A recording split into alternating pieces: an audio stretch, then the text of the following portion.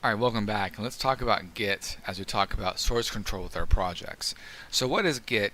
Git is all about version control. It's all about managing your updates, keeping an up-to-date repository, with tracking all the changes that have been made, pushing that to an online repository, a cloud repository, keeping the most updated version.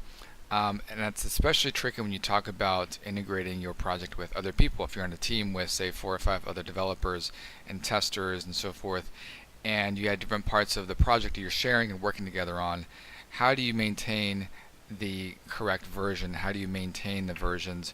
How do you also isolate a feature of your application, work on it while leaving the original version intact? So that's Git. Git helps us manage all of this. Git is something we're going to install on our computer. It's a one-time install, and it integrates with other cloud repositories. The most common will be GitHub, which is what we're going to be using.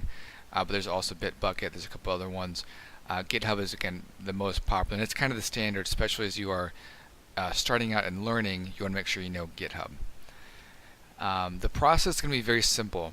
Although a lot of people are a little intimidated when they get into using Git, because we're going to get into the command prompt and we're going to use command prompt lines, and so a lot of people they kind of freak out when they see that black screen, have to type out the command. It's not as intuitive because there's no real user interface, but there's really just a couple of commands that we're going to cover, and there's initial setup that we're going to get our project hooked up and synced with Git, and then our repository, and then we're basically going to download updated files, and then push updated files to the cloud. And so there's really just 2 different processes. Once you initialize, you're going to download and update, and so we're going to go through that process together. Just a quick overhead here. We're going to configure Git to our machine, so it's going to be specific to you. You can configure your Git for each project. We'll also configure the project or we'll configure Git globally, so for all projects. The second process, we're going to create a GitHub repository. So I'm going to walk you through how to create a GitHub repository. If you don't have an account, we'll create an account together. Then you're going to push your code to GitHub.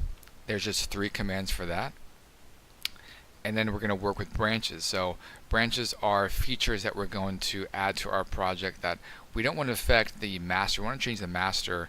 We want to isolate a feature of our application, of our code, work on it, and then we'll do what's called merging. We'll merge it back to the main master. So all of this, I'm sure, is maybe a little over your head, but I want to at least give you a picture of where we're going when we talk about source control, the commands that we're going to use with Git, getting a cloud repository, and working with branches. So join us for the next tutorial.